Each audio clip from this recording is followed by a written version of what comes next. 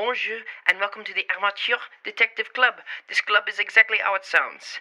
A bunch of amateurs talking about their favorite mysteries. So if you encounter a real mystery or a murder, contact the proper authorities. Do not come to us.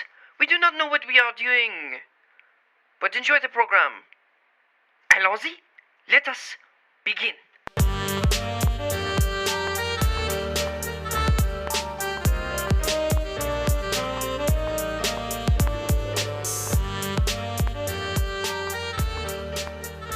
I now call in this meeting of the Amateur Detective Club to order. My name is Tristan Miller, the Saucy Sleuth. I'm Melissa Meli, the spy.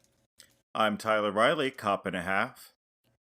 Today's show, why, it's brought to you by Audible. Audible is offering our listeners a free audiobook with a 30-day trial membership. You can just go to audibletrial.com/HDCpod and browse the unmatched collections of audio programs. Download a title free and start listening.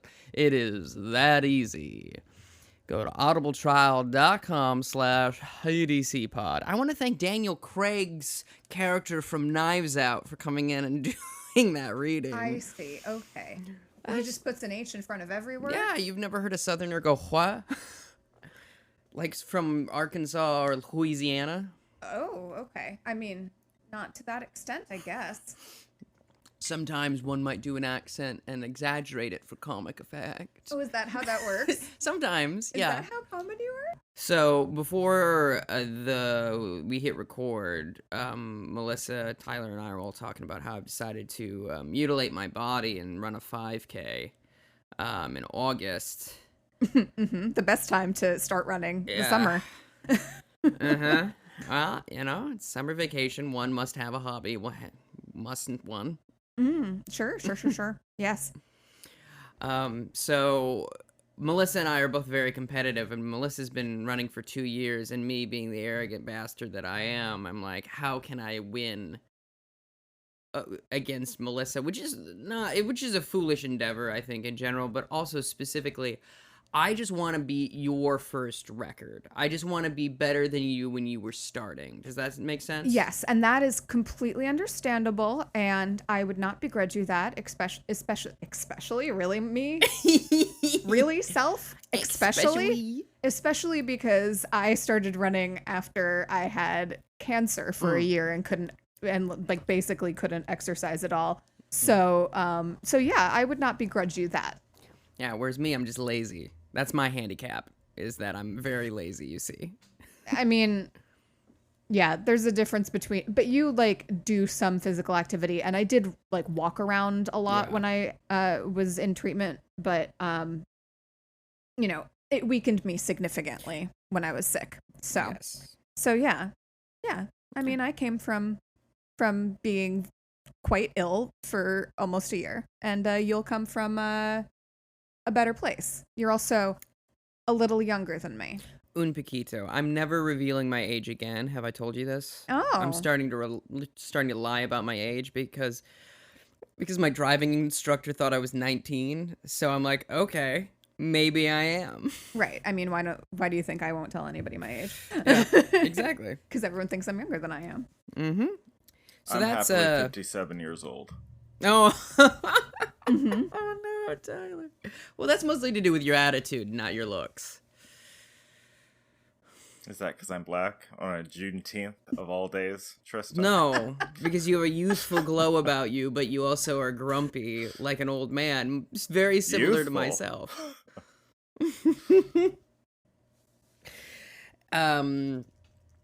Anyhow, so Melissa's here with me in the studio, quote unquote studio, my apartment, my studio apartment. Studio apartment, there yeah. It is. To be fair.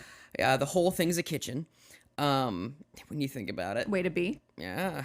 Ugh. I'll be like, I just want a room for my bed. A bedroom, if you will. Shit. Could have had it all. Yeah. But. And then also, I keep coming up with what I think are new ideas, like a bedroom. And I'm like, that's been around for a while. And then I was making a smoothie and I put coffee in it and vanilla. I was like, oh, people should do, it's a McFlurry, isn't it? It's just a McFlurry. But with coffee. Yeah, or a McCafe, whatever Oh, sure. bogus thing. Anyway, but Tyler is not here. He is at what is based off of his background on Zoom. Is My new that apartment. A loft, it A looks loft. like. A loft in, what, the village, maybe? Like, I'm you know, aloof one in of a those- loft. You're aloof in a loft. So if there's any delays or weirdness audio-wise on our end, it's because we're not all here. Eventually, we will be again together. I mean, were we ever August really is all looking here? good. Yeah, not really. Today we're talking about Agatha Christie's Poirot, season 11, episode 3, The Third Girl. It's actually just called Third Girl. Oh, No, third- the. Actually, it is Close Encounters of the Third Girl. Mhm, Yeah, that's mhm. what I would like, if you know what I mean. Oh. Yeah. I do you know little because they explain in this episode that a third girl means the third person to take on the lease in an apartment. Mm-hmm. And thankfully, we get this explanation from one Ariadne Oliver, played by Zoe Wanamaker. Yeah. And Poirot was like, the third girl? Yes, the third girl that takes on the lease. That is such a nice... Poirot not being English is such a nice way to explain English idioms to international audiences. I think it's Yeah. very clever built-in thing. I also love how Ariadne Oliver explains everything, because it's just like, oh, I don't have time for this. Yeah. Right, yes, of course. Let me just get this out. Yep. The third girl, of course. Everyone knows. It's like she constantly is receiving a phone call. Yeah. And she has to pick it up, but she Yes. also has to She's explain very it. White Rabbit. Yeah. Yeah, it's not in a disparaging way. It's just like, I'm busy. Yeah. She's thinking about a million other things all the time. Yeah. Relatable. It's so good. It's so good. I mean, I do miss, because we don't have Inspector Japp or Miss Lemon or even Hastings, but getting Ariadne Oliver in these episodes has been great. Who do we prefer? I know it's like picking children, but you can do it. Sophie did it, and so can you. Sorry, what was the question? Who do we prefer, Japp, Hastings, or Ariadne? Oh, okay. Yeah, isn't it? It's a bit tricky, isn't it? Not based on- really. Jap for me. Okay. I mean, recency bias probably, but Hmm. I really love me some Ariadne Oliver. Yeah, I do as well. I think it's a close between Japp and Ariadne. Yeah. So, rip to our man Hastings. Sorry, you just immediately got knocked off the bracket. Love Hugh Fraser, but Yeah, we Yes. love Hugh Fraser, Friend of the pod. friend of the pod, Yeah. brief friend of the pod. Friend of the pod. Then he stopped using Twitter, which is correct. Yeah, it's If better. I could, I would. Yeah. But I think Japp as well, just because of the repartee they have, and then also like it's nice to have someone second guessing Poirot. I think that dynamic's fun, and also he's so the class dynamic between he and Poirot is quite good. Oh yeah. Whereas there's several moments in this episode I was like, oh, these are two rich celebrities solving crimes, aren't they? They're That's like fair. That is fair. very like, ooh, we're going to parties, ooh. Yeah. But Now, I that love is a series I would watch. Mm-hmm. Oh yeah, Yeah, just for the sure. two of But them. like it's hang Josh out. Hartnett and like Sean William Scott, and they're idiots. Ideal. Amazing. So Poirot is hanging out in his office with his new butler, which makes me understand what's that racist movie we just watched? Murder by Death. Murder by Death. Birth of a Nation. Murder by Death when the Poirot character had the butler, I was like, who's this now? And it's like, oh, right. Okay, he does get a butler. George. George. Yeah.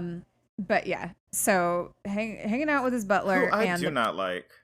I know No. you I'm gonna say don't. it. I have. Don't like him at all. I have Okay. a soft spot for him. Sad to say. I mean, I miss Miss Lemon, but I do enjoy George.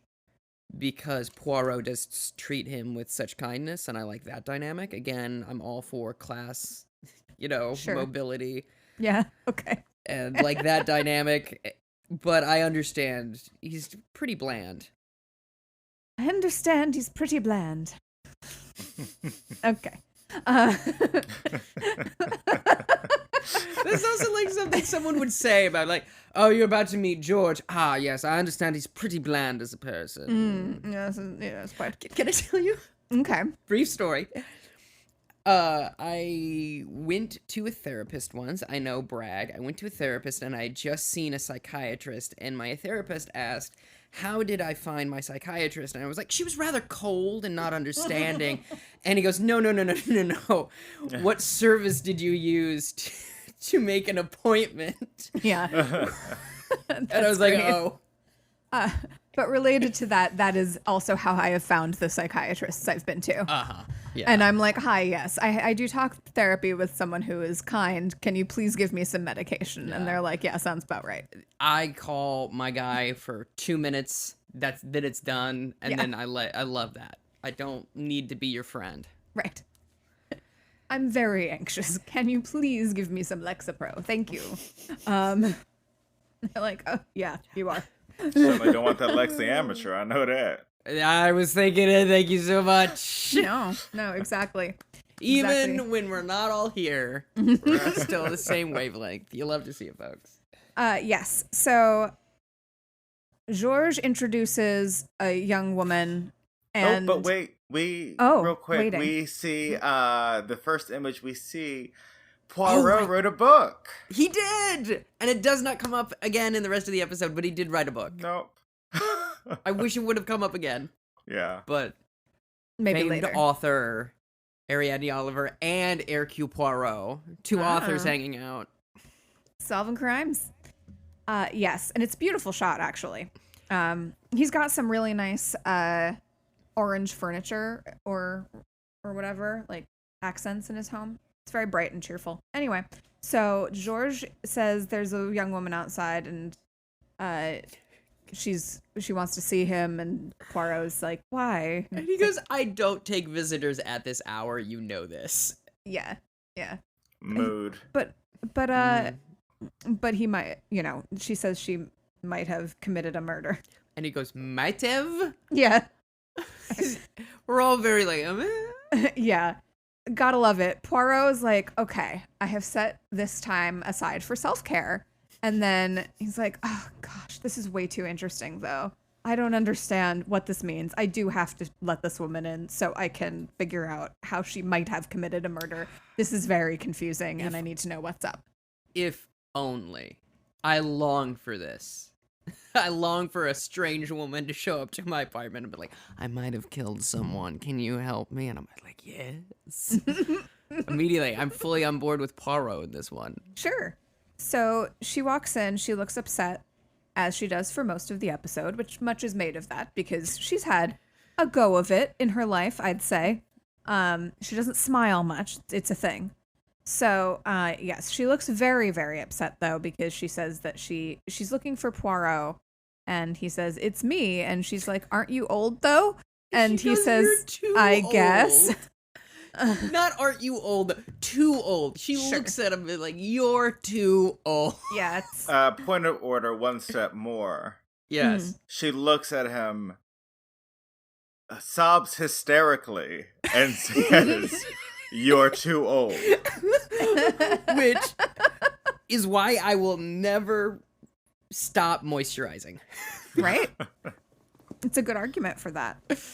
Yes. And he says, but what has happened? Please tell me about this murder that you think you did. And she says, no, you're too old. I gotta go.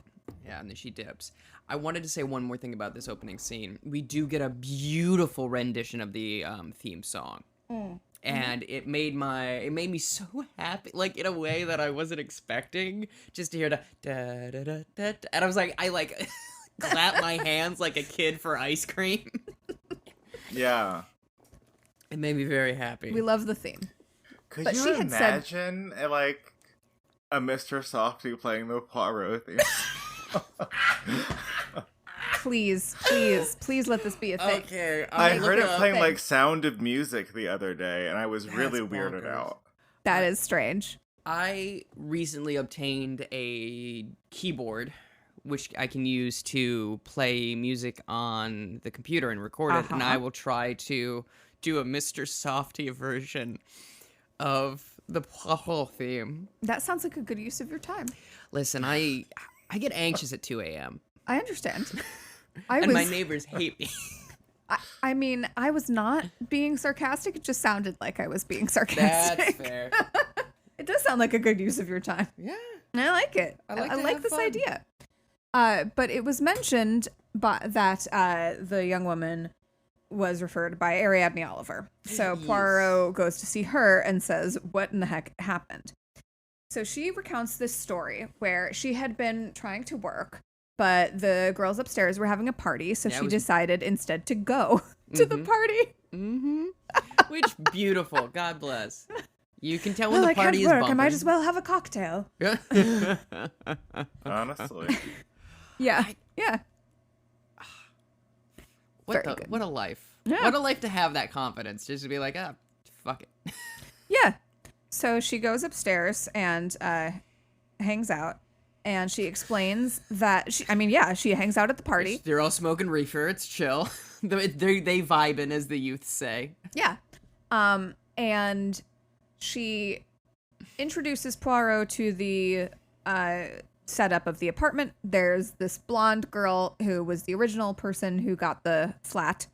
So she gets the biggest room. And then the second girl, who's, gets the second biggest room and pays a little bit less. And then they eventually, of course, find the third girl. The titular.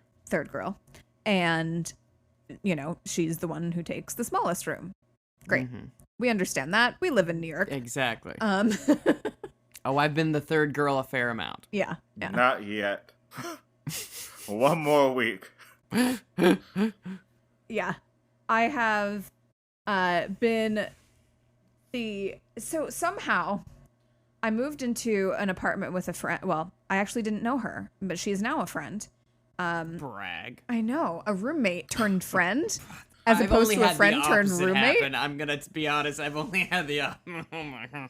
So I somehow ended up with the biggest room in that apartment, and she kept the smaller room, even though I was the second girl technically. I mean, if you're already set up and you don't want to move your garbage around, and also like, Yeah. were you paying more?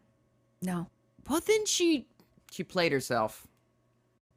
it's all right. It worked. I mean, was I paying? No. The rent was pretty good though. Yeah.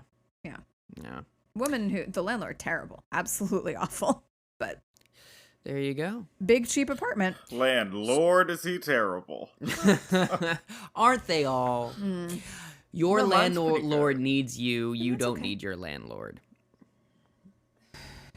I mean, this was another time before I had a better idea how to stand up for myself. So Ariadne goes to this party. There's the three girls, and then also this She calls him the peacock. the peacock, because he's peacocking all over the place. He's a painter, but then again, Named no. David Brusker or something? Baker?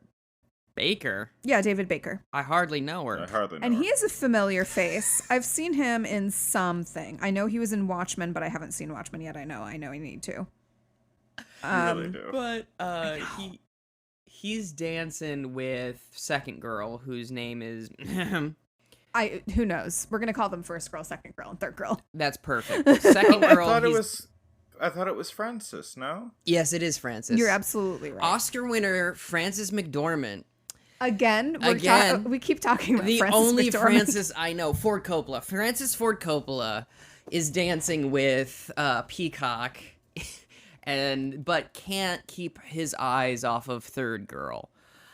and she is smiling. smiles. Yeah, they smile at each other. They smile and they look across the room, and it's very cute and blah blah blah. He's pretty cute. Okay, I accept. He has floppy hair, He do have that floppy hair. good eyes. He has Little- an acceptable face. I accept it. I do not deny his face. Do you deny his face in all his ways? So she's explaining that, but then does the police person show up about the murder, the actual murder? Hold on just a second. Sorry. I got excited because Tom Misson, who plays David Baker, was in Lost in Austin, which I have not yet watched, but I actually am borrowing a friend's copy for the past 5 years. And truly, I have had this DVD in my apartment for a very long time. That's how long it's been. It's a DVD. Mm-hmm. And she was in... she was in the Black Dahlia movie, which of course I watched because yes, have you met me? Who are you? Get out. She was also in Lost in Austin. Ooh. So they were in Lost in Austin together. Lost in Austin. Yes. It's fun to say. Lost in Austin. Okay. Now, is Austin the place or a man? It or is a woman? A woman. Okay. Jane Austen.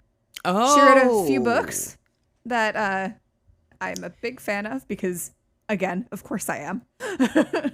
Yeah. Well, you know, I hope that people listening to this podcast will, hear of this unknown author and her work, and hopefully we can. Hopefully something will happen. Hopefully the sales will pick up. Right. Austen, she wrote those books kind of like Bridget Jones's Diary, right? Yes. Okay. Because I've seen Bridget Jones's Diary, but no, I've seen the long version of Pride and Prejudice more than one time. With Colin Firth. Yes. Yeah. And then and Sense and Sensibility with Alan Rickman as well. Yeah. Yes. I've seen both of those. My mother loves Jane Austen and had control over the TV, obviously, growing up. Mm-hmm. I wanted to watch Star Wars Episode 2 Attack of the Clones again, and she was like, no. One of my friends, the one who loaned me this DVD that I have to return, she's listened to the pod a couple times. Hi, Laura, if you're listening. I will return your DVD someday. It's never happened. But yes, she had a wedding where I was a bridesmaid, and instead of carrying bouquets, we had a paper flower and a copy of a Jane Austen book. I thought you were going to say copies of this same DVD. And instead of the flower girl, it was just winging digital video discs into the crowd. But it was pretty cool because I still have my my copy of Persuasion. So very nice. Yeah. So anyway, does the murder happen? So of course, there's been a murder. Someone has died. In fact, the police officer inspector comes in and says it looks like a suicide because it was a lady found in a bathtub with her wrists cut. No gun in her left hand, though. So, yes, we find out that this woman is third girl's former nanny, Nanny Seagram. And she found Nanny Seagram in the bath and, saw lots of blood and had a knife and was very upset. And that is when she assumed that she committed this murder, basically. And it should also be noted that this woman has had mental health issues her entire life. So in her mind, she has essentially already done the work of gaslighting herself into believing that she is a murderer. Yeah. We find out in pretty quick succession that she Love found that show. She found her mother in the same way. Yes. Her mother had committed suicide by cutting her wrists in the bathtub. Yeah. Died by suicide, I should say. Yeah. So if you're intent on watching this episode as well, there's a few depictions of this exact thing, and it's it's pretty tastefully done, but it is there, so please, tread lightly if that's something that you might get upset by. Yeah, absolutely. I should have warned before I started talking about it. Pardon me. But yes, so the inspector does come in and say, I don't know what she's talking about. Nanny Seagram clearly died by suicide. This is a pretty clear case, or the coroner, or somebody says that. If only Jap was here to be like, it's a pretty cut and dry case, isn't it, Poirot? I know. Yeah, Poirot. I do miss Jap a lot. Yeah, no, that's true. Definitely. Um, If only that spinoff had gotten picked up. just stop. Just stop. Yeah. Ah. Could you imagine if I wrote a whole pilot and then just like sent it to Philip Jackson and be like, please, Yes, I can imagine it. please just do this one for me. It just needs to be a sketch. It doesn't need to be a full show. You proposed it, and now I want it. I can probably find his representation on IMDb Pro. That's a hack for all you aspiring performers. If you get IMDb Pro, you can go to, like, for example, Tom Hiddleston's page and just find his agent and email them. You can just do that. What would I say to Tom Hiddleston's agent? Please hire me. That's what I've done. Oh, I see. That's what I've done. Me loving Tom Hiddleston being like, that wouldn't really help me. No. In any way. It's very funny, though. Some people, they're very elusive. Like David Lynch, the contact just links back to his foundation, and he's like, I can tell my man wants to be left alone. I get it. People who like Twin Peaks are weirdos. Anyhow, so it appears that she's died by suicide, but yet third girl's still convinced. And since Poirot feels obligated to help this young woman because she did ask for it, he begins his investigation with Ariadne's help. Yes. And so he goes to her nuncle. Yeah. Roderick? Bean Bean Dad is in this episode.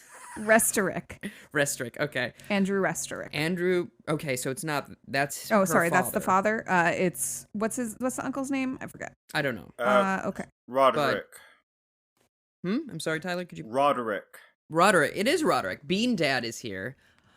Blind Bean Dad. He's an older man who is blind, who has a secretary who's clearly helping him out in more than one way. Sonia, thank you. And Poirot shows up and says some malarkey about them both serving in the war, and he is going through old photos. And also on his way in, Poirot bumps into the Peacock. And he says, do you know anything about third girl's father? He goes, never even met the man, but he's quite angry at this person because it comes out that third girl, her father left when she was quite young, and this presumably drove her mother into a depression, which led to her suicide. And then Poirot is speaking with her nuncle, and I don't know, like they're just talking about photographs, and he's like, I don't need them. Take as much as you want because I'm blind. Yeah. And is that all the information that comes from this scene? Because I know there's more later on. Yeah. And then he goes to... Well, meanwhile... Sonia is suspicious of Poirot. Yes. And, addresses that with Sir Roderick. And he says, I don't believe him at all. Like, I didn't give him any information. I didn't give much up because he's obviously lied about this acquaintance. Because this acquaintance is dead. Yeah. And Poirot let it slip like that. Oh, yes, I speak to so-and-so from time to time. Captain Abercrombie, I believe it was. Not realizing that Abercrombie had passed away a year prior. When you were growing up, at what yardage could you smell the Abercrombie and Fitch in the mall? Oh, about... 100 yards, more or less? I thought it was the Hollister that smelled. Was it both? Okay. It's both, for sure. Okay. I was like at least 7 car lengths away, and I would be able to get a whiff of that Axe body spray. Impenetrable. It was like a fog. Someone had a fogger. Just... Fogger, that game where you have to get across that road? Yeah, that's correct. You need to get a wisp of smoke across the highway. Without getting hit by a car. It's just the frog from Frogger taking a big ol' hit from a joint and then Oh, that was fun. Oh, I see. So yes, okay. The uncle is named Sir Roderick Horsfield, and the dad is named Restorick. Yes. Yeah, So Andrew that's Restor. confused. Yeah. Rule number 1 of writing is don't name 2 characters with the same letter. This is actually like a thing specifically in screenplays because people will just like get confused because they're dumb. Because most people are just can't comprehend it, myself included. Whereas I think it's fun to name people like Timmy and Tommy, but it's confusing. Yes. So Ariadne Oliver also goes and chats with first girl and second girl. She says Third girl, huh? She says that third girl, Norma is her real name. Third girl was talking to her about a book, and she's like, "Oh yeah, that's right. You were here last night, I guess. Yeah. We don't want to read any, we don't want to buy your book." And she's like, "No, I'm just dropping this off for her." And they invite her in begrudgingly invite her in for a cup of tea. And she's amazing. She tries to get some information out of them. She finds out that first girl works for Norma's dad. Yes. And she had been friends with second girl. Is that right? Is that how she found? Yeah. So first girl gets the apartment. Second girl moves in, and then Norma moves in as third girl because first girl's working for the dad. Great. Yep. Every night and day. Yeah. Rolling. They both thought everyone thinks that Daphne is a little off, a little weird, mental health stigma and all of that. Daphne? Norma. There is someone named Daphne in this. I don't know why but it's I want to Norma is the third titular. girl. Yeah. Oh, third Daphne girl is- Norma. Yeah. Daphne is the waitress that's in one scene. I don't know why I keep That's beautiful. confusing it with Norma. And then Poirot goes to see the Dad. papa. Yes. And it becomes clear that he and first girl are. Yeah.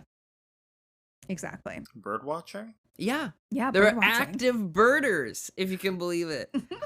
They love to look at an osprey, perhaps a spotted tit.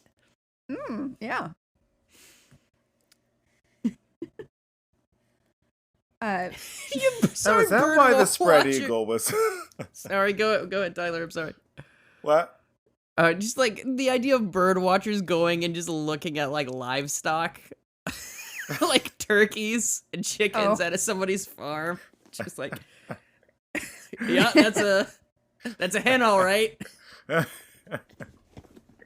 Over stupid. Yeah. So dad had showed back up after Norma, yes, right? I got it. Norma is his daughter. Yeah. Had gone through school and whatnot. He's been in South Africa. He's been seeing South Africa for the last 3 years as well. And he's just arrived back in England. Yeah. And his business is not doing well. Right. Exactly. So we do find out that she went to a boarding school. Is this when we found this out? Yes. After her mother had passed and Miss Seagram was taking care of her. Yes, because her governess was a governess for a bit and then promptly quit and then started her own school. Right. And Poirot does go meet with her, Yes. Miss Battersby. And she talks about her very, very, very fondly.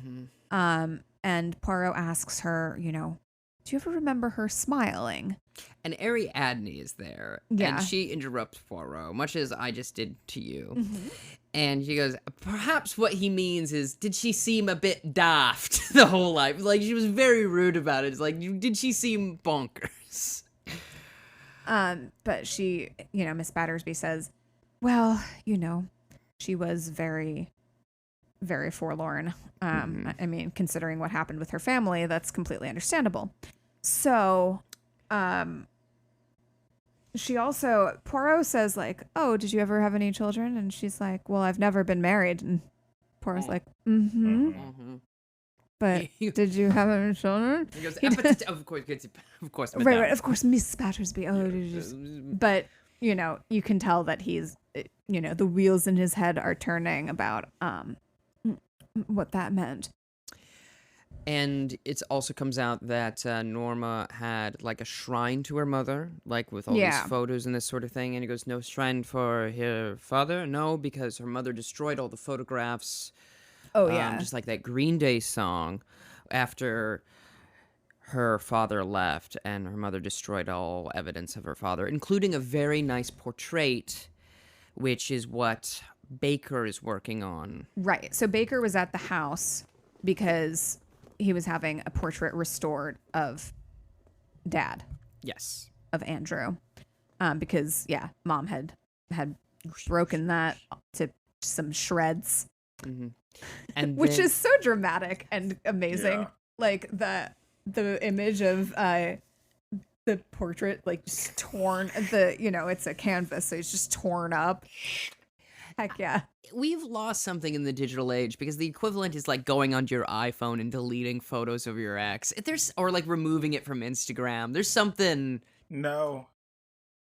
You have to take down the cloud. Oh. The entire cloud. This just All in, of the it internet is must go. completely dissipated due to one begruntled ex. Begruntled is not a real word. Begruntled ex, yes. Is begruntled the opposite of disgruntled? Well, he begruntled, not. Because, what's gruntled? To grunt is to grumble, I believe. Sure, okay. English is terrible. Disgruntled. Gruntled. It implies the existence of being gruntled. To gruntle. Actually. Ugh. Anyway, so Miss Battersby is also a huge fan of Ariadne and asks her to sign this just entire stack of all of her books, and she's like, oh, very well. That's all right. And during this time, Miss Battersby releases some very important information that I can't recall, and I'm hoping one of you two can. Yeah. Poirot asked about why her time as Norma's tutor was so short. And she said, oh, I left to start this school. Mm-hmm. Implying that, she came into some, fund at some point around that time, left, and whatever. But as they're leaving the school, we see that the school was founded in 1919. Mm-hmm. So the dates don't match up. There'd be a 2-year gap between the two things.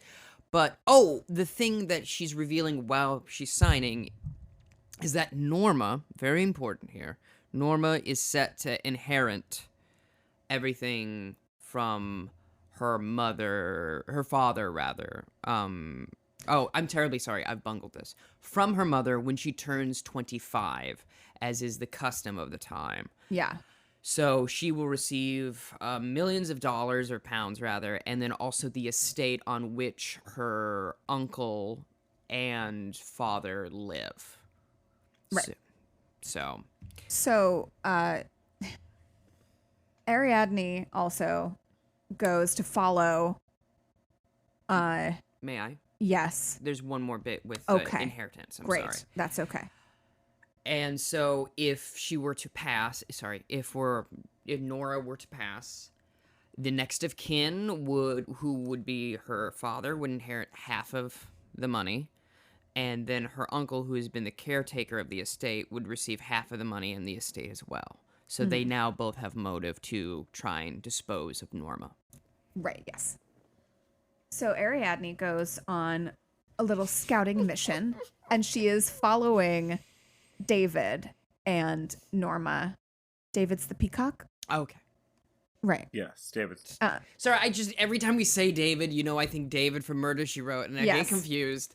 So I just listened to our Taken at the Flood episode, And God bless. yeah, where we keep talking about the character named David in that, and David from Murder, She Wrote. It's a very common name. It turns out, especially in England of all places. So, Oh, there's only one in my heart. yeah, of course, exactly. David from the Bible. So,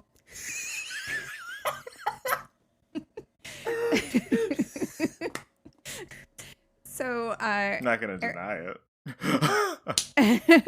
it. Norma and David are like going on some cute little dates and doing some kissing, and you know, she's like, "All right, well, what is this man up to? Does he really like her, or is she in danger?" She's kind of thinking that something might be up with David, because she had also seen him dancing with second girl, and it's like, I just don't know. I just don't know what's going on there. Ariadne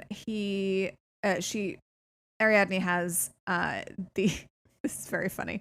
Ariadne has the waitress at the cafe call Poirot, who's named Daphne. Thank you.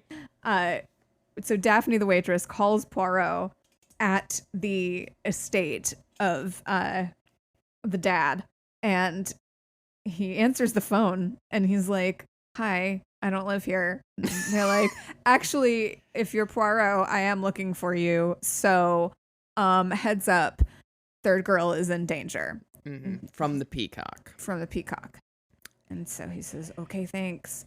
And so Ariadne finds David at his studio with second girl, who is naked. Well, she gets caught tailing David by David. Yes. And he gives like this menacing monologue, but invites her up, and she follows. Right. And then, we find Frances in the buff in the studio. Yeah. Oh, and the reason she says, "Oh, I just, in my novels, I have these characters tail people often, and I wanted to see what it was like." Which is a wild It's an absolutely terrible lie. It's so bad. She's caught in an embarrassment and does not know what to do. Love it so much. It's But- so funny. But David is painting second girl, Yeah. and he's painting her nude. Yes. It's very avant-garde, I suppose. And her reaction, so we want to make her in this episode, is perfect. I mean, her reaction is just, she's very alarmed to see her completely naked, but also at the same time is, you know, trying to compose herself. Oh, goodness. All right. I guess this is what we're doing now. So it's very fun. And then she leaves the studio and gets bonked in the head Yes. and passes out cold. So, she is found, right? She's discovered. Yes. She is, but before that happens, we're back at Poirot's office. Yes, we are. He's expecting to hear from Ariadne, but instead gets a visit from someone. Norma, who's in hysterics again, and saying, "You must help me, you must help me." And he's like, "Calm down." And she's like, "No, I want to go." And he's like, "No, please stay." And then she wakes up the next morning in his bed, and he's by her To side. a sitting Poirot. Yeah. Poirot is sitting a socially acceptable distance from her. Yes. Yes, absolutely. To make I would be more jarred if I just saw Poirot at the end of my bed in a chair. Yeah. You know. It's not like last week where he's looking up ladies' skirts. No. Not like that. Teen skirts. Presumed teen skirts. And so she wakes up and is like, "Oh gosh, what am I doing here?" He's like, my doctor gave you a sedative, please stay, you're safer here than anywhere else." And she's like, "Gosh, okay, fine." Then Georges comes bursts out the in. door. Yeah. And the inspector has showed up and is like... And Ariadne. And Ariadne, yeah. Because I think actually before this, we get the scene with Ariadne having woken up with the police officers. There's some very funny dialogue of like she's talking about the case with Peacock and all this, and it's all very confusing. No, that happens after this scene because Poirot's there. Yes, because they keep looking to him, and he's like very understanding of what she's saying, but it's very nonsensical to like the nurse and the inspector. Okay, so Ariadne is not in this scene with the inspector then. It therefore follows. Because she is still knocked out. So the inspector shows up, just him. And is like, I got this information for you, just like you asked me to Poirot, but I don't like being lied to. And he's like, what do you mean? Mm-hmm. And he goes over basically everything we've already discovered about Norma and the fact that she's confessed not only to Poirot, but also to First Girl. Right. And... No, Ariadne is in this scene, isn't she? Regardless of the timeline, basically the inspector says, okay, we do have some results back, and it turns out that there was an asphyxiation of Nanny Seagram before her wrists were cut. Yeah. It's really upsetting. And so there was a murder. And so, I mean, it stands to reason that this woman who's confessed to it is probably the murderer. Twice. Yeah. Yes. And Poirot's like, no, you don't understand. Norma comes in and goes, yes, I did it. And then she is promptly arrested and taken away. Right. Yeah, of course.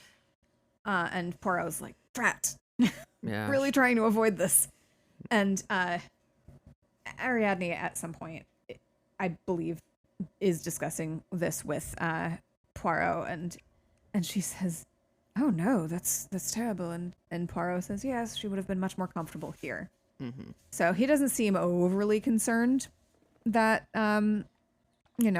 she's going to be convicted for this crime. Yes. But yeah, prison cells not as great as Poirot's comfy guest room, I guess. To have a guest room, not only a bedroom but a guest room. My friend moved to Philadelphia and has a guest room. Holy crap. Yeah. Thing. But yes, so at the time when Ariadne does wake up from her bonk on the head. From her bonk on the head, from being being Three Stooged. Yeah, basically. She says, she's saying things about the peacock and the third girl and blah, blah, blah. And they were like, oh my gosh, is she okay? And Poirot says something delightful along the lines of, oh, she is always like this. I assure you this is what she is always like. Yeah, she's fine. It's very good. It's very good. Gosh. Yeah. And so we get a scene of David coming to the jail to visit Norma. The waitress has showed up at the jail and she's like, oh, would you like some pudding? I'll have some for you. Got a cup of tea. I came all the way from the cafe. It's a very cute name for a cafe as well. I can't remember what it was. But yeah. So yeah, Norma. He goes to visit Norma. What's funny is Norma is the diner owner in Twin Peaks, and so when you say Norma, I think of a cafe. So it's like maybe that's the thing. Maybe I'm sending you the energy, and I'm messing you up. I know it's happened. Our brains have just been fused and then scrambled together. Ugh. This is what you come to the pod for. So, take it away. Yeah, and what does he do? He shows her some photographs or something? But look at this photograph. Basically, he's like, listen, nothing's ever happened between me and second girl. Oh, yes, because she'd walked in on them being naked and painting. Oh at yeah, some yeah, point. that's right. At some Before point. before Ariadne came over, Yeah, something yeah, like that. yes. And so he's like, "Look, I was just drawing her. I have to Like do one that. of your French girls. Right. I have to do that sometimes because of work." But so it does seem that, he's quite fond of her, though it really also does seem like maybe he has a motive Mm-hmm. to kill her or to frame her for murder. Yes. But who else does? Everybody. Literally, yeah. Literally every single person. But then there's some sort of David also alludes to some sort of plan with Poirot, right? During this time. Because we're like, we'll get you out of here. Because the next scene is the party, right? Right, they do get her out of here, out of the jail. Yeah. Yeah. And I don't exactly remember how. It jump cuts. Great. That's why. Yeah. So Because then she's free.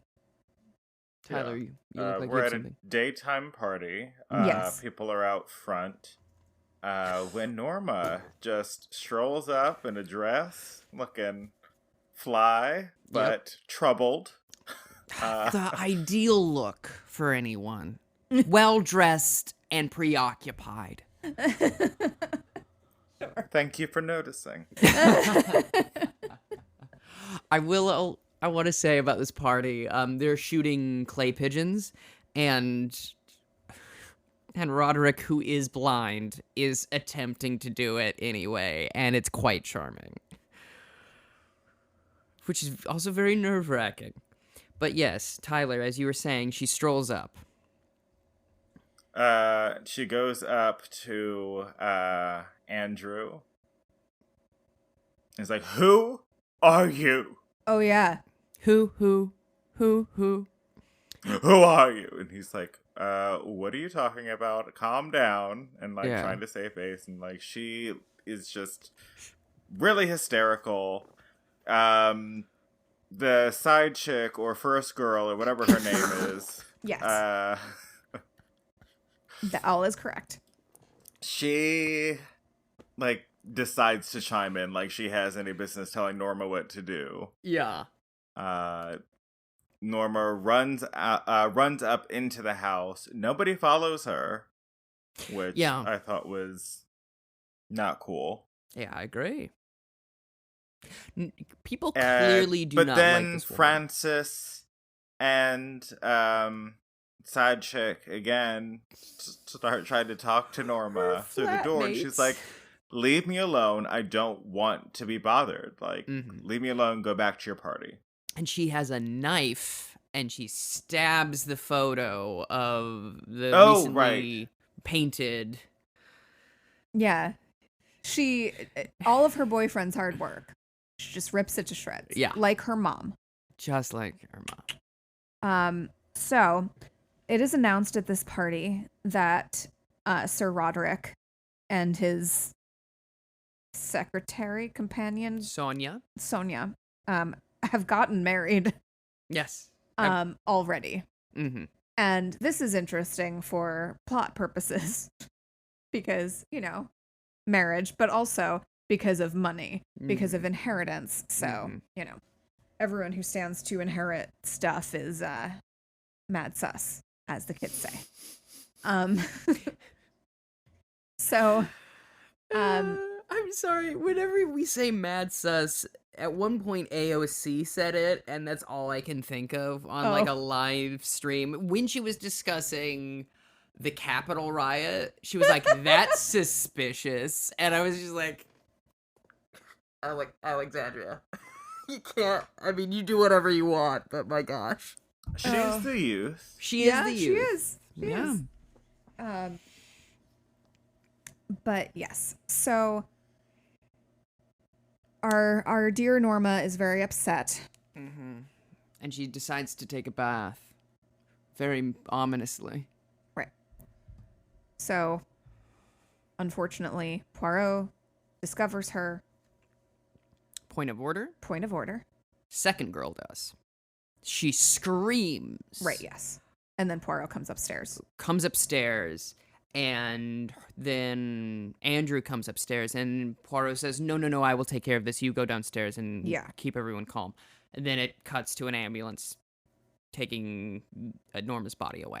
Right, because she is found in the bath, much like her mother was, and much like Miss Seagram was. Yes. So.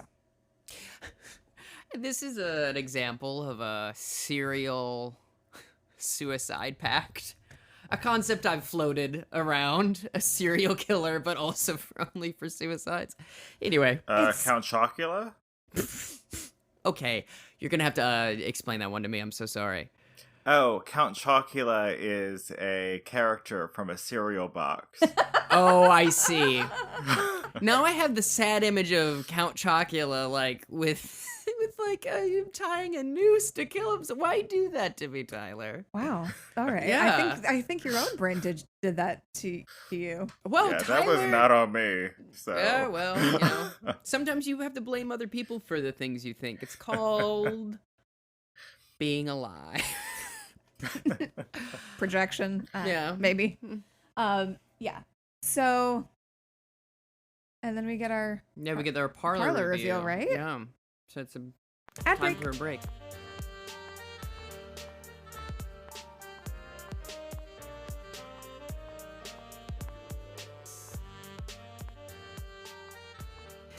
Hello, everybody, and welcome to the ad break. And you can go to scavengenetwork.com and check out all the great podcasts, live streams, and other content we have up there. I was going to say we're part of the network. We network. Can say we is inclusive of all. Yeah, there's a bunch of fine stuff over there. I believe they just started a Loki review watch podcast thing about timelines and whatnot. Okay. I saw the first episode of Loki. It was pretty good, and I generally don't enjoy the Marvel stuff. So there you go. And Catherine Hahn wasn't even there. So I know. I'm amazed that you watched it. Well, can I tell you why? The rest of my family wanted to, and so I sat there with them. Oh, I see. Yeah, the aesthetics are very fun. Yeah. I think I don't want to get it. This shouldn't become Tristan's Loki hour. But if you want to listen to Yes! a Loki review, head on over to scavengenetwork.com and check out all their fine podcasts. There we got merchandise, mugs, t-shirts, pinback buttons, an old VHS I found in my backyard once. Go to teespring.com/themill and, or go to the show notes. You're already looking at your iPhone right now, probably. So, or your Android device. I'd want to be inclusive here. Or perhaps can I tell you something? Can I tell you a little baby secret? Yes, sure. Okay, my little baby secret is podcasts sound better and are better consumed on a computer. Have you ever played a podcast on a computer? It will change your life. I guess it depends on your phone and your computer. Yeah, I suppose. Is it now a video game as well? Podcasting? Because you're playing it?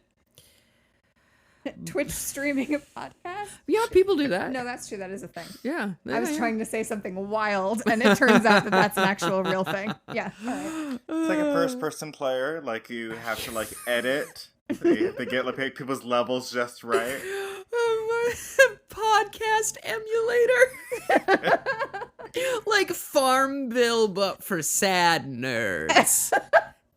Well, which is to say Farmville. But yeah, I like to use my computer, crank the volume when I'm cleaning or whatever, and when I'm puttering about the home, as opposed to going on a walk. Anyway, enough from me.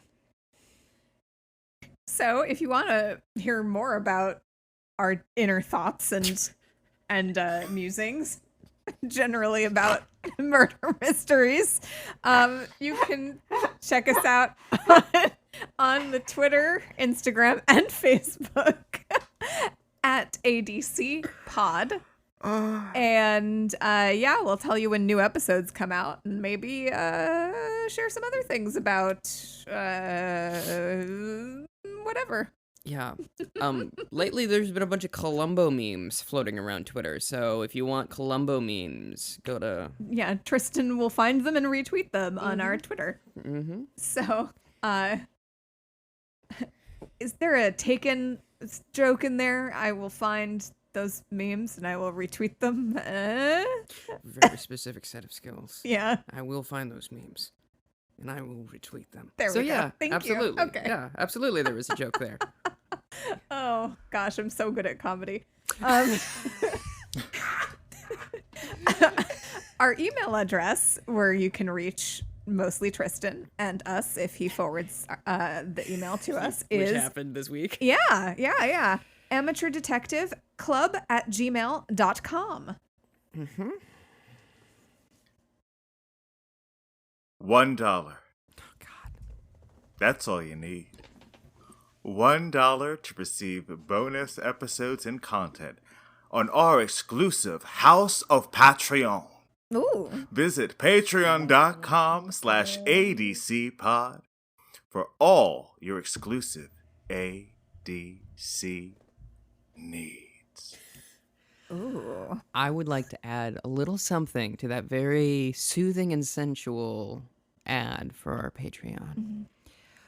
A lot of the bonus content, it doesn't come out regularly, but there's a swath of like back-ended content. We reviewed, in the beginning of quarantine, we reviewed a bunch of Murder, She Wrote, so there's quite a few episodes there, and a bunch of bonus clips as well, just to sort of clarify, because we've all been a little busy lately, so we haven't put out anything a little bit.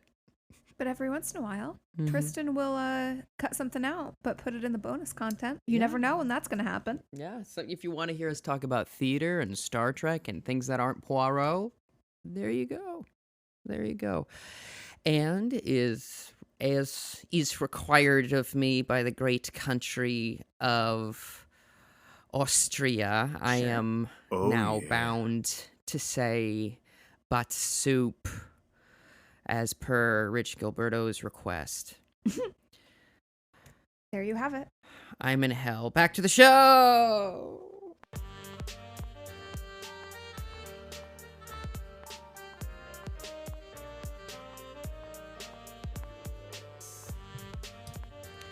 So they are all literally in a parlor for this one. It's great because it's an organic parlor reveal. In quotes. As if Poirot didn't also, like, know what was gonna happen. Yeah, but everyone was already there. He didn't have to gather them. That is true, yes. Yeah. So it came out a little bit more naturally. And, you know, they're like, oh no, this is a terrible tragedy. Rip She to a is- real one. yeah. Someone pours out a 40. What's her name? Frances is very sad. Very, very upset upon discovering this body. So, And is giving us great Elizabeth Taylor hair. Oh, yeah. Oh, I was yeah. noticing Hair's her good. hair was fantastic. yeah. She is an actress, by the way, we never mentioned. Yes. Right. But yes, so Poirot reveals. It's a little Columbo-like. It's a little, but one more thing. I will say this, and I've said it before, I will say it again. Poirot goes, and one more thing, so often in the books as well. I'm mad. I love Columbo, but I'm mad that he stole our boy's thing and claimed it for it's a cultural appropriation. Right. So, Columbo started in what decade? The 70s? Yes, and when did Agatha The Christie write her book? 1770s. So he goes through the motives for everybody, right? Yeah. So, we go through uncle inherits. We go through dad inherits. And the dad is not really the dad. As it turns out, He's his buddy from South Africa. so yes, there was much yelling, you know, not Daphne, but Norma. Norma went in and started yelling, "Who are you? Who are you?" And Poirot says, "So I ask you, sir, the same question. Who are you?" And he's like, well, he doesn't even try. No, he doesn't. He's like, no, this is fair. well, you caught me. Yeah. So because I'm a little stinker like that. turns out David had been going through the drawers and finding photographs to help his lady friend out. Because he's like, I don't know, something's weird about this. Maybe he's not the real dad. Not the daddy. Not the daddy. Exactly right. And so indeed, no, he is not the daddy. And but in some ways, he is. Sure. So, so he's like, yeah, no, I knew what's his name, Real Andrew. I knew Real Andrew back in South Africa, but he died. He sucked. We were friends. No, he does say I was quite fond of him. Oh, yeah. But yeah, he died by accident. Right. Yeah. So I assumed his identity because I found out he had lots of money. Yeah. And so I came up here recently to be like, hey, what's up? Money, please. And they're like, okay, that's not great. But we also find out that Miss Battersby did indeed have a baby. Mm-hmm. And it was with the real dad, with Real Andrew. That's why she was away for 2 years. So she and Real Andrew had a baby, and guess who it is? We don't have to guess because we know. It was Daphne. It was Daphne, the whole waitress. time. No, it's Frances, the actress, second girl. Frances Ford Coppola. Yes. So Frances had wanted to come and meet her sister, then found out her sister had tons of money, and conspired with fake Andrew, right? Yeah. Well, she kind of like Bullied him. blackmailed him into like being her stooge. Yeah. Right. So it's her plan all along. He and she had devised the plan for killing Miss, what's her name? Nanny Seagram, and then tricking Norma into believing that Norma had done that. By placing one, there were 2 identical knives, placing one in her drawer where she would find him and be like, well, I don't remember this knife, and then removing it, and then having her find the other knife next to the mutilated corpse. Yeah. Truly. Which is also a felony. Right. I mean, the murder is first of all, and then also. Yeah. Yeah. There's too many felonies. So many felonies. What do I do with all these felonies? Take them up. Yes. So truly gaslighting at its worst. Yeah. And so yeah. So when that didn't work, our buddy Frances, second girl, was about to go in and smother Norma to death. In the exact same way. Yep. But Poirot figured this all out and made a plan first with Norma. And so Poirot and Norma staged this whole scene. Mm-hmm. And he made sure to get to the body so that he could usher her away without her being discovered. Because Norma then comes through the door and is like, surprise, bitch! I'm still alive. Yeah. Yay! Here is a picture of father. Yeah. And she shows a picture of her father to Frances, and she's like, I don't care. I truly don't care. Right. I was in it for the money. I ain't in this for your revolution. Exactly. She was just acting when she said that she cared about her sister. And at one point, fake Andrew puts her on blast and goes, Frances, you're not a good actress, but you are very clever. It's very good. Yeah. Just confess. And so that's that. And David was trying to help Norma rather than conspiring to, get some money or whatever. Right. Truly does love her. Truly does. And then Ariadne and Poirot are watching the two of them from a window, David and Norma, and she is smiling. Mm-hmm. And she turns and smiles at Poirot also, and Poirot rolls a tear because he's like, he's like some corny line about like the greatest mystery of all is love or something like that. Mm-hmm. And it's really sad. And Yeah, it was the third girl Poirot let get away. David Suchet was talking about this in the later seasons. Like, we really wanted to add depth to Poirot, and this is one of the things that he has a single life his whole life. Yeah. Spoilers. And it's very sad and very sweet. And Ariadne goes, "Is that a tear?" He goes, "No, madame, it is just the breeze." Credits. What do we think? It's out of 10 because it's a movie. Sure.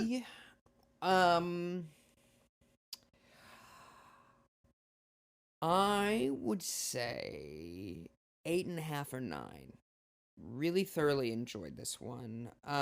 Picked up all the clues. We forgot to mention there's some letter that Ariadne finds from Nanny McPhee and says, in the case I die, send this to the police, but I don't remember what that was about.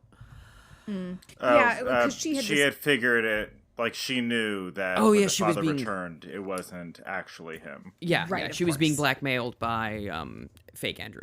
Yeah. Yeah, so, her rent was paid for, and Nanny Seagram was delivered Seagrams on There it the is. regular. There right. it is. I liked this episode quite well. The acting is all very good. It was also very nice seeing Ariadne from the beginning and them having that rapport from the beginning rather than like halfway through the episode or previous episodes that's been kind of like contentious here and there. There's some moments where Poirot is quite rude to her, which I don't appreciate. But they have a good friendship, and that's always great to see. There's a couple side characters like Daphne, the waitress, who really shines. All the like smaller roles, everyone does a really good job. Like the two constables that are interviewing Ariadne after a bump on the head, they're quite funny. As is the doorman that at some point they go Oh yeah. to, because when Ariadne goes and searches Nanny's apartment, it's already open and this sort of thing. Right, because she found the letter in the back of her mirror. In the back of her mirror, and Francis was there the whole time. No, sorry, Andrew was there the whole time and was able to phone Francis to bonk her on the head. But that character, the what do you The call it? doorman. Doorman, yeah, was very fun, very well performed as well. All the characters were very, very solid. All the acting was very, very good. They put that filter on again, so I'm like, okay, so it's a choice to make it look like it's an older, as Tyler suggested a couple episodes ago. I'm like, okay, great. Now that I know why, I'm on board.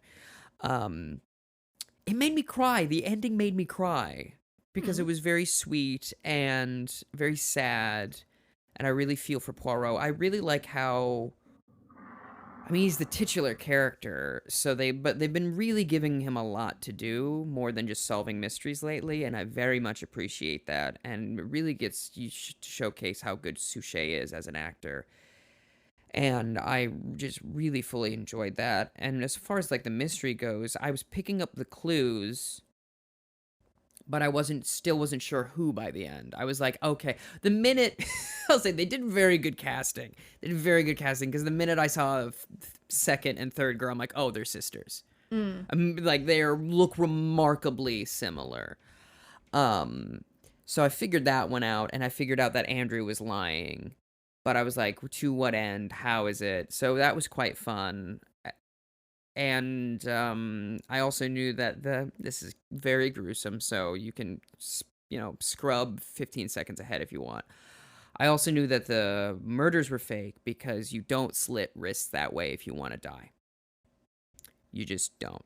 So it was like someone didn't know what they were doing. So it was like I got all the clues, but I didn't know who, so it was very satisfying on that end as well. And I wasn't thinking about like the cinematography or anything. So yeah, the story was engaging. It was a 5 for me. It was a pretty serviceable episode. I figured it out. Not early on, but certainly before the reveal.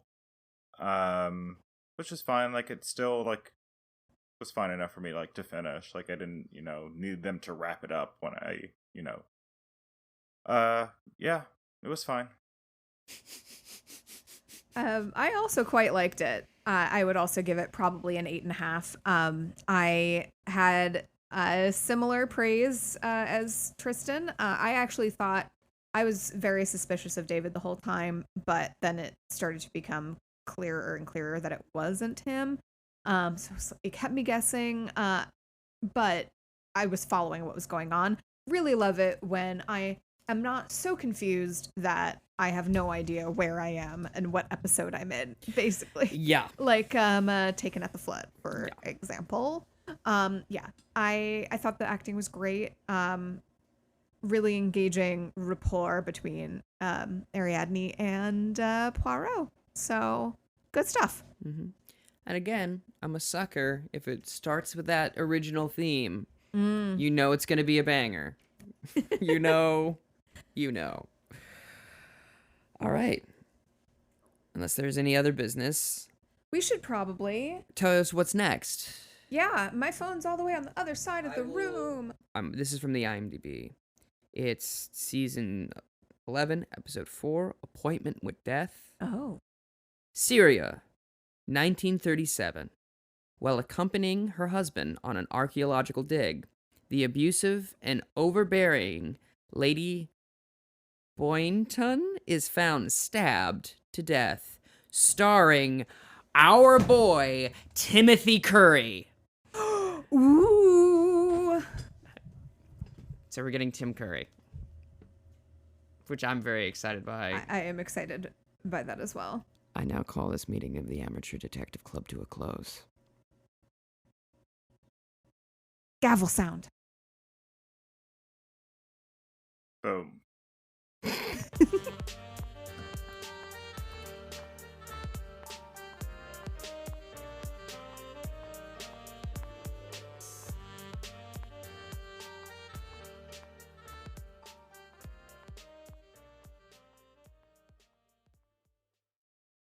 The Scavengers Network. Creator driven, Community focused. Treasured content.